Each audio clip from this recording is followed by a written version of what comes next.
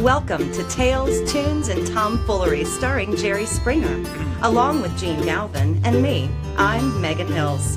We're recorded live in front of a brilliant studio audience at the Folk School Coffee Parlor in Ludlow, Kentucky. My daddy and here he is, ladies and gentlemen, Jerry Springer. Thank you. Oh, I actually have taped the applause at the beginning of these podcasts, and I attached it to my alarm clock. So when I get up in the morning, the people are cheering. You want to wake up in a good mood?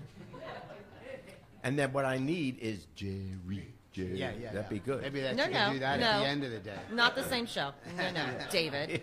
Yeah.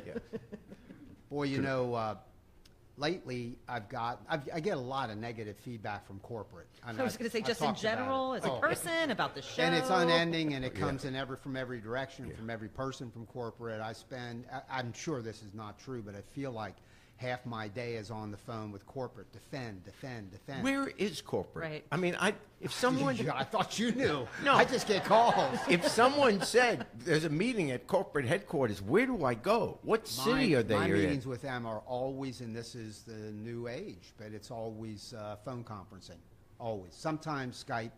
I could talk to them if I just open this up? We involved you in a meeting, you could. If you were invited to any of the meetings. There's a young man sitting here. You have no idea what this is. Jerry, we're on Facebook Live, which is video, Yes. but for the I'm holding up millions of people who listen in audio only. it's a flip phone, they call it. A flip phone. Right. But anyway, they were I rarely get this, but the other day they complimented me, and I'm going to do a direct quote.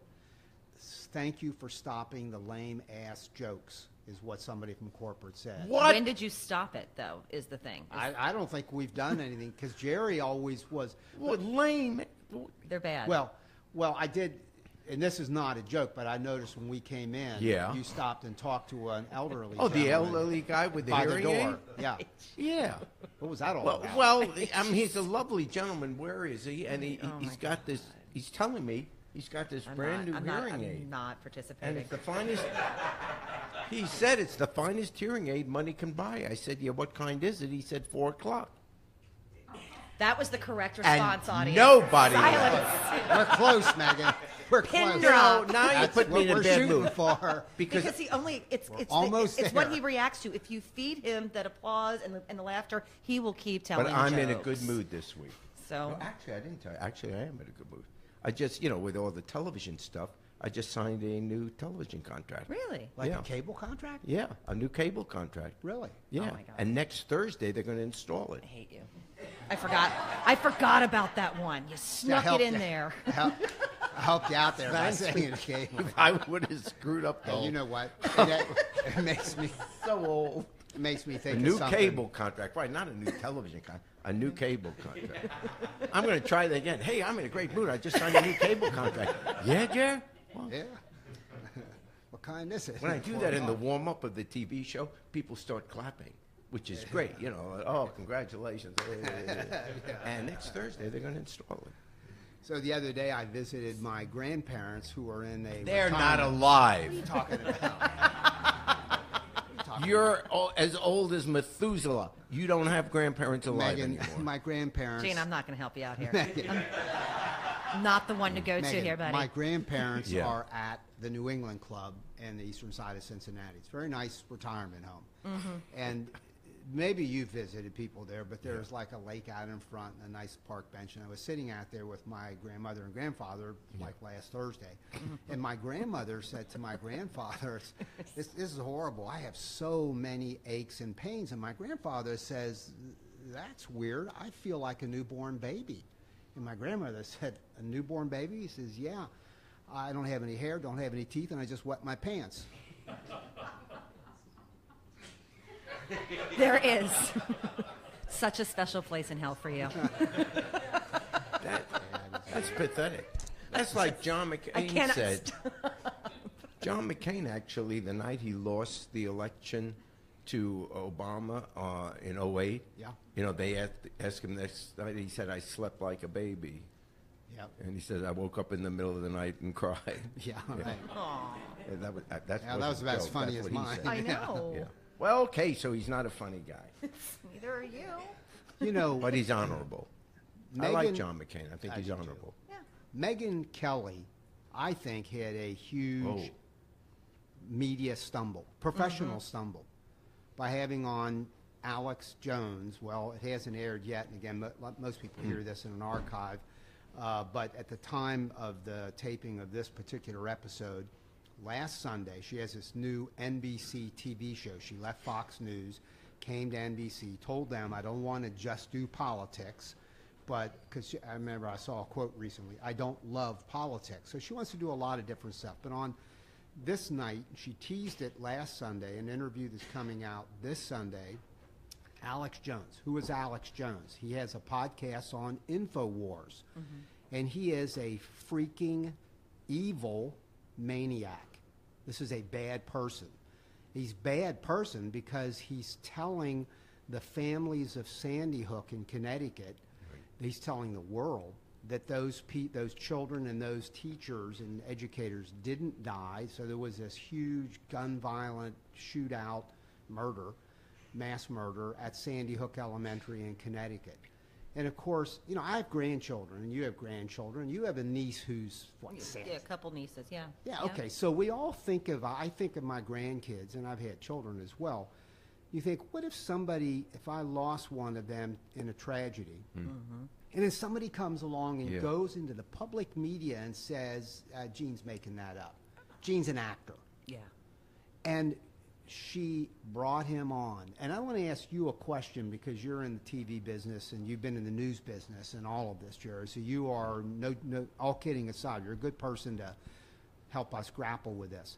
I believe, so she brought him on and she's defending it, and she's in real trouble. I mean, one major sponsor pulled out because this hasn't aired. It'll air next Sunday. She lost a position in a fundraiser for the Sandy Hook victims. She is under attack for doing this, and she's defending it, saying, I wanted to shine light on this guy because President Trump relates to this guy. Gave him press credentials for something at the White House, went on his show in 2015. And yet I think, Jerry, this is the question to you, I can picture some people sitting in a room, producers and director types, and saying, look, how can we get your show jump-started? Let's get edgy. Let's have this guy on. And you'll get all sorts of attacks, exact stuff I'm saying right here. Right. And let's do it. It's pure sensationalism. And people who do that, I think, when they're in the news arena, deserve to be called out and hit hard verbally. What do you think? Sure, because in that situation, it's different than a newscast. A newscast, if something is breaking that is out of the ordinary, you cover it because it's news. News is defined as something that isn't old, something that is out of the ordinary. That's why it makes the news. You don't have a newscast which says, a mother hugged her child tonight, because that's not news. That's how we normally live. You think of it as man bites dog, not dog bites man. Exactly. It's the whiplash. Most of the news we get is bad because I would argue most of life is good. Not all, but most of life is good. So what makes the news, and that's why people often get depressed watching the news. However, when you have a magazine show, you're choosing what to highlight. Yes.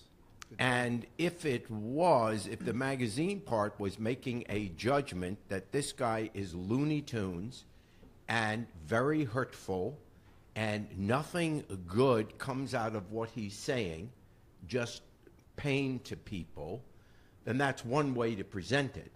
But if you're just presenting it as if he has a legitimate point of view, because basically not all points of view are legitimate.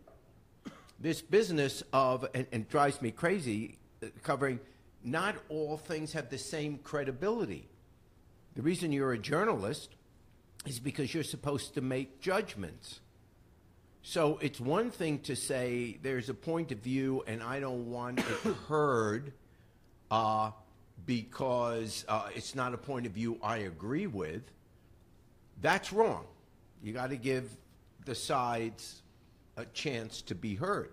But when one side is objectively not the truth, and you know it's not the truth, correct, then you can't present it as a point of view. If you know these children were real and they really died, you can't go on the air, well, some people believe they didn't, and then have a whole interview about that, other than to say there's some crazy people that disagree with the truth. And that's where all of a sudden we're going off the deep end, and where there's this push, and the pressure always is on newspapers, magazines, television, radio. Obviously, you want to get a lot of listeners, a lot of viewers. You're selling a product. But at some point, you have to say, this is not legitimate. And that's where she went over the, or maybe her producers did. You know, I'm not here to jump on Megyn Kelly. She's an excellent journalist. But I think here is a judgment I would have disagreed with. You can't treat that of saying, I just want to shine light on him, because what he is saying, we already know is not the truth. It's just like why they sometimes say we can't put Kellyanne Conway on. They stopped putting her on because she was saying something that was objectively a lie. And if you know it's a lie, then you don't present it as a point of view. So it's a misstep for her. Yeah, it's her show. She came out today and said, "I stand by it." Well, but sure. don't you think it was simply to? It's not a decision I would have made. I would Yeah. have said that was wrong. Now let's go to the craziness, let's say, of my television show, which is what crosses people's minds. Yep. That show is people are coming on, giving their point of view about something that is actually happening in their lives. So that is, they are entitled to be heard in a free society. We can't only put rich, good-looking, famous people on television talking about their lives. It is perfectly okay and should be done that people who aren't rich, who aren't famous, and aren't wealthy, they get a chance to be on television and rail about something that's going on in their lives. Now, admittedly, on our show, it's not serious issues. It's about dating and stuff like that. But it's something that's important to them. That's why they get all excited about it. They're entitled to be on. But if someone goes on to say something that is objectively not the truth, then it's your obligation in the media to say, no, you can't go and tell people it's the truth when objectively it is not. And it's even hurtful. Right. Oh, well, Yeah. that was. Can't imagine. And, you know, she'll make, she'll survive it. Are you going to watch it? I don't have a television. Yeah, right. What about you, Jene? won't. You won't watch it? No, but I'm not. it's inescapable that I'll find out. Sure. Because You'll get it's the sound everywhere. bites you're going to get it the next day no matter what. No, the It'll be Yankees. interesting to The see what Yankees comes are out on of it. that night. What am I going to? Dear Lord. They are playing great. Let's have a whole podcast on them. Let's not. And Megyn, you are. Should we name your company again? That's probably Proactive Safety Services. There you go. See, it's so. It's so. I want to see them start contributing a little bit to commercials here. They We're are. gonna I'm mention here them. every week. They're contributing me. To your salary? Well, good. Thank you. You're welcome. Your next check will come from them.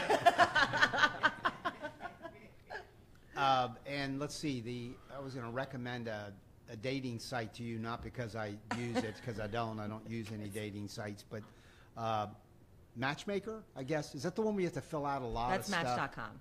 Match.com. Yeah. I'm not on any of them right now. I'm dating somebody right now. Okay. Yeah. Okay. So we're all, yeah, all things of it. are. Jake, you're- I hate you guys so Yeah. much. But not married. Not married, no. And Surprise, surprise. You know what, Mr. Springer? that came from him, not me, Megan. Yeah, no. You guys are ridiculous. So- It's be so wrong. There's all of this talk about impeachment. I hear it constantly from Democrats. Well, only from Democrats, but and you analyze it and think, well, is that wise or dumb? Is it even viable.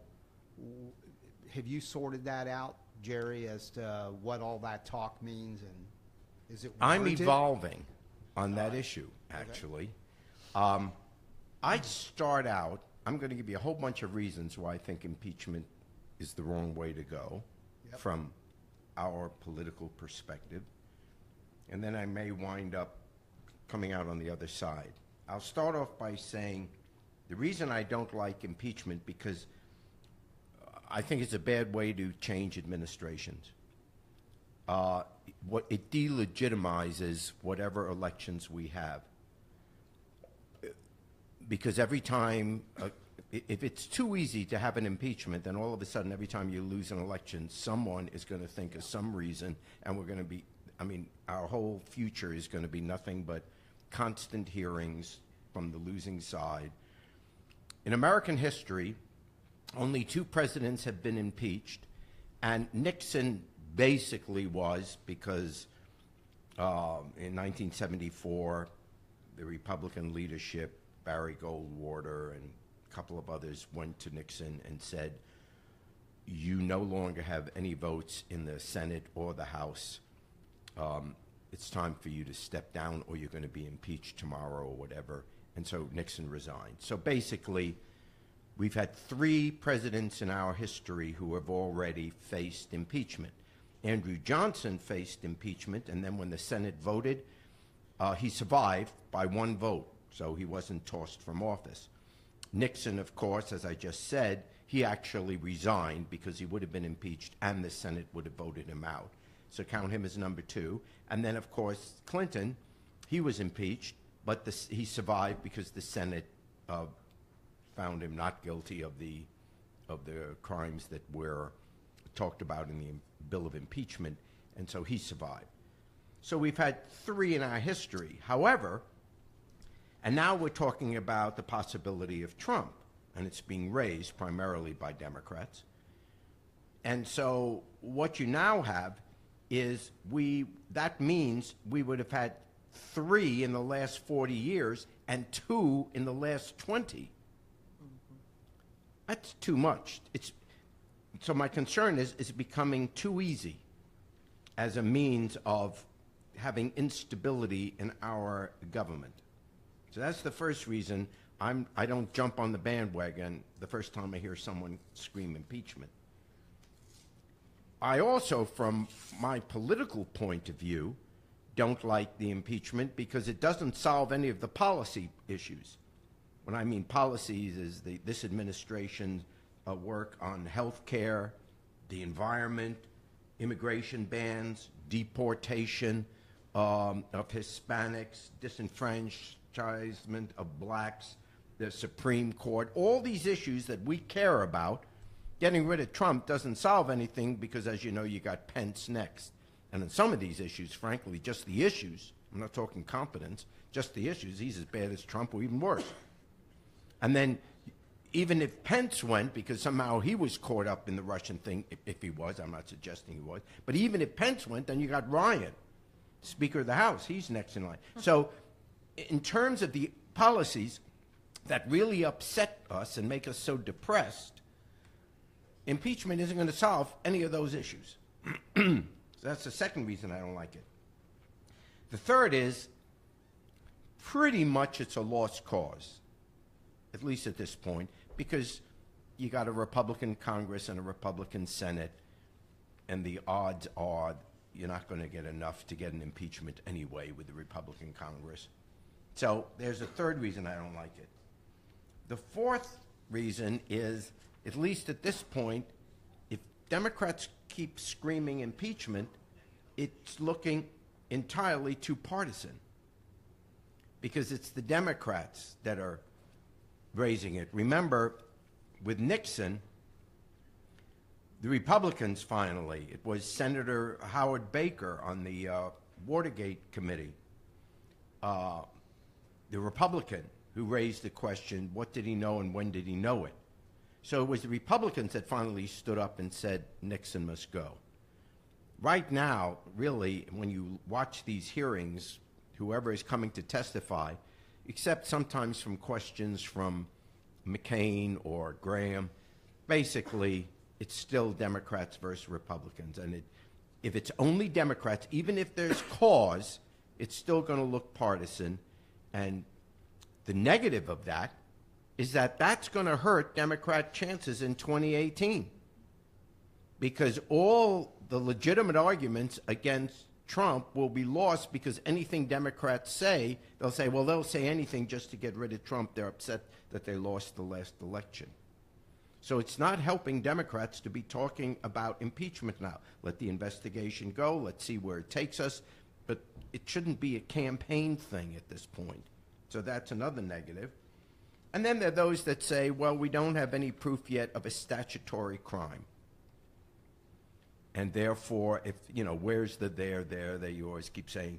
So if there's no proof of a statutory crime, which is the only thing Mueller's allowed to look at, the special counsel, special prosecutor, then they're not going to be grounds for an impeachment anyway. To that, and this is where I start changing, to that they are wrong. When the talking heads talk about finding a statutory criminal act that Trump or the people in his campaign committed, that would be the grounds for impeachment, understand what the Constitution said. Impeachment can only be for high crimes and misdemeanors. So most people, when they hear high crimes, assume that's got to be, they confuse high with serious. Oh, it's got to be a real serious crime before you have an impeachment. But that's not the case. Because it says high crimes and misdemeanors. So the founders of the Constitution even admitted that it didn't have to be a serious crime. That's why they put in misdemeanors. Misdemeanors is any criminal act that the penalty for is less than a year in prison. So why would you put misdemeanors in if you had to have a serious crime to impeach? No, the reason the word high is put in, which goes back to the British common law, which is where the founding fathers found this phrase, is a high crime is something that isn't statutory, but is against or threatens the whole democracy, the values of the society, endangers the whole society, whether or not it is a statutory crime. So when the president gets sworn in, he says he will faithfully execute the laws of the United States and protect and defend the Constitution. So you could impeach someone. The high crime is something that may not be a statutory crime, but threatens the Constitution, threatens our values, threatens the presidency, threatens the Constitution. That's a high crime. And there, you could have impeachment of a Donald Trump, even if you never found a particular statute that he violated. That overall, he and the White House are not enforcing or taking full care of the faithfully executing the laws of the United States. They're finding ways to obstruct justice. They're finding ways to abuse power. Do what I say or you'll be fired. So those are the grounds, the threat to our whole Constitution and democratic way of life. The fact that Trump is appearing to be more of a dictator, that he can say blatant lies that we know objectively are not the truth and try to run our government on that. That is a grounds for possible impeachment. So in the end, why do I think it may be okay to have impeachment? And here is the basic reason. I am afraid if Trump survives the full term of his presidency, we then will have permanently lowered the bar on what the President of the United States should be. It will mean that now anybody can become president. They don't have to tell the truth. They can try to make a profit, try to have their businesses go off on the side. There are no rules anymore for a president. If Trump could have done everything he's done, which most of us admit he's done, he's finding technical ways so that they don't get him. But if Trump is the new standard of what a president should be, never again are we going to demand from someone who is in the office of the presidency to respect the values of our Constitution, the values of just normal moral behavior, how we should treat the sanctity of the White House. It's no longer a special place. We're no longer, if he is waving the white flag of surrender on America being the leader of the free world, which basically he's doing, we're no longer the standard. We're pulling out of NATO. We're not saying telling the truth is important. We are not being to the rest of the world what America always liked to look at itself as. If we let this pass and we don't say anything about it, from now on, there are no standards for running for president, for being president. Honesty has gone out the window.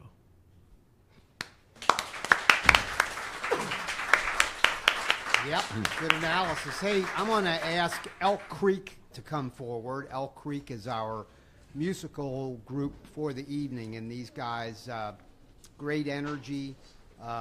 Their roots are in what I'll call the greater Cincinnati area, because we're kind of at the confluence of Ohio, Indiana, Kentucky, and people who are from this area know that you can live in kind of any of those three states where these three states come together, and it's pretty quick walk, run, ride, drive to get to any of those places. So Elk Creek has 4 members. I'm just going to use their first names: Nick, Brian, Aaron, and Jeremy. And their first song is called "Tired." Do it for us, guys, and we'll talk about it. Actually, we'd like to pause on that. We're going to do the song 45 because 45. Based on what you just went through, this Good. is extremely important. And 45 relates to the 45th president, Donald Trump. Good. Maybe. Oh, maybe. All right, here we Well, go. then Let's I find want- out. Spoiler alert. So I get a little credit for this song. Absolutely. Thank you. These guys just wrote this. Silly segue. I'm kind of like,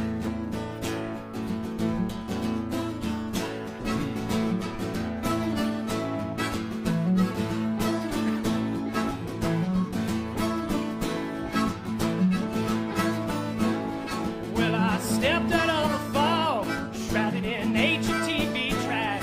Now you want me to believe in everything you have. Well, oh brother, you ain't helping me. Now I've seen you all before, staring at everyone you see. We can't go looking for answers from some eager 64. So, brother, you ain't helping me.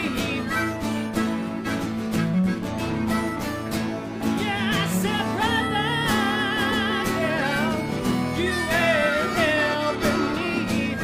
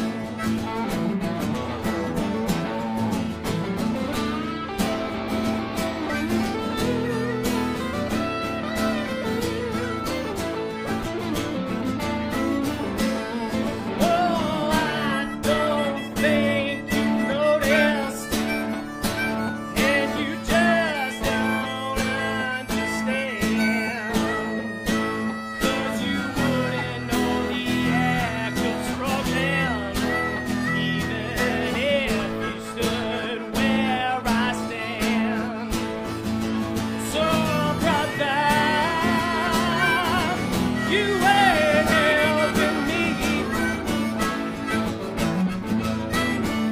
And I said, now, brother, yeah, you ain't helping me. So you can't take it back to Midtown or whatever suits your needs. You can't get out of my psyche and go chase some other dream. These 15 minutes I walk through and I'm ready for you to leave. Come on, brother, you ain't helping me. I said, now, brother, you ain't helping me.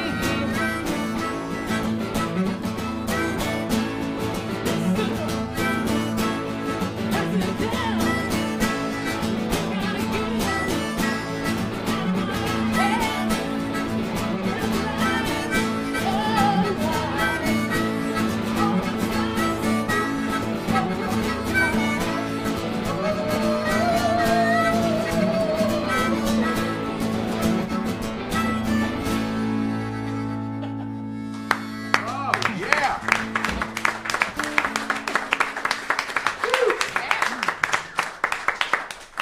Elk Creek, song's called 45, written by Brian McKinney. Where's Brian? What's the backstory on the song?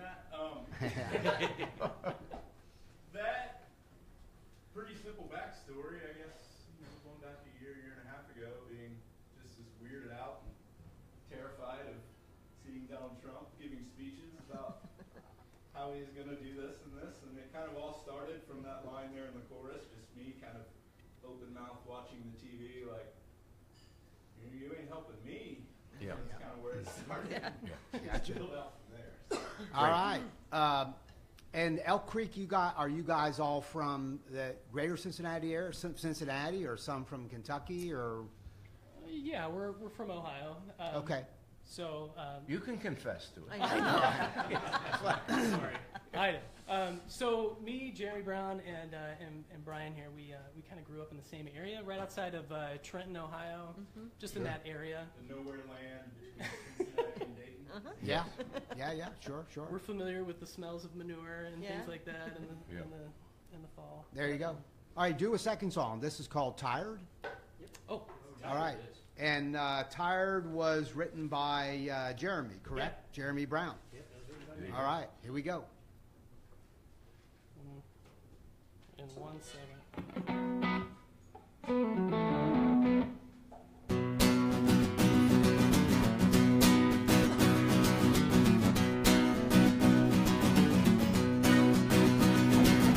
Sweet temptation, you're done gone to my head. Quarter after last, and you know what the good book said. I hear the choir sing, oh, Father, watch over me. After all this time, so damn tired of hope that only serves to shake a man to his knees. One step short, the path laid out for me. All gonna meet in the end, you just wait and see. I hear the choir sing, ah, Father, have mercy on me. God, I'm so damn tired of all this talk as we're led down a path by men who clearly don't see.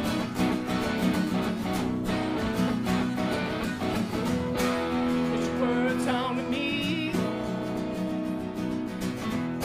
Proselytize all you see.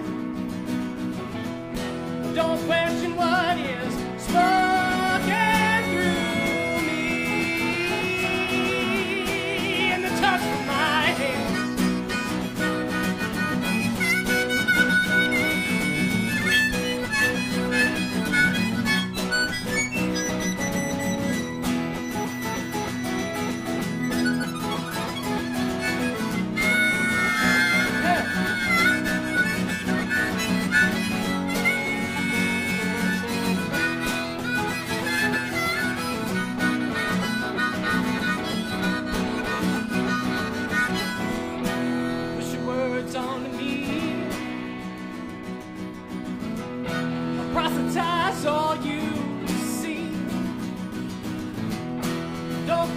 what is spoken through me. And the touch from my hand.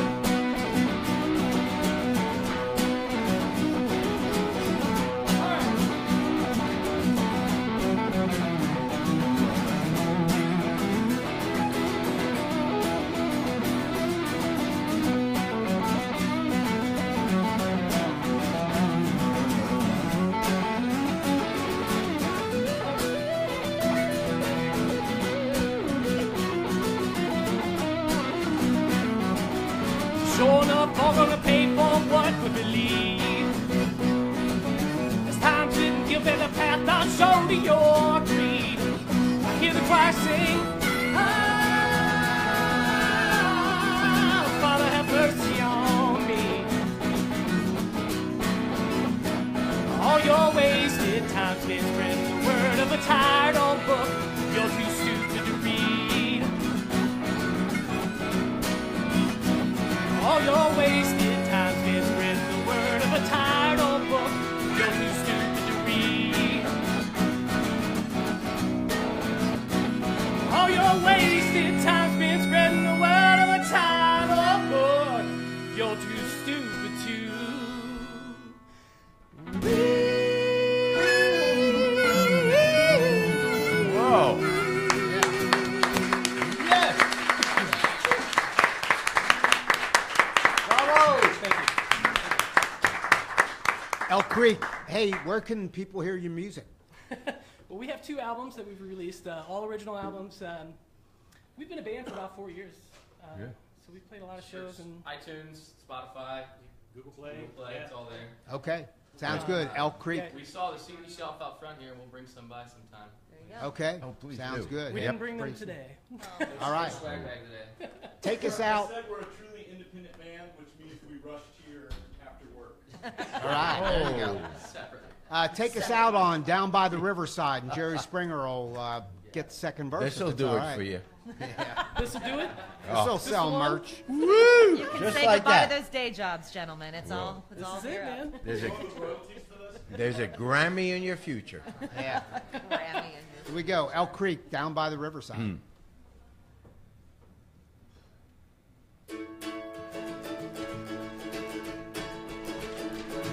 Gonna lay down my burden down by the Riverside, down by the riverside, down by the riverside, gonna lay down down my burdens. down by the riverside. Study war no more. I ain't gonna study the war no more. Ain't gonna study the war no more. Ain't gonna study the war no more. Ain't gonna study the war no more. Ain't gonna study the war no more. Ain't gonna study the war no more.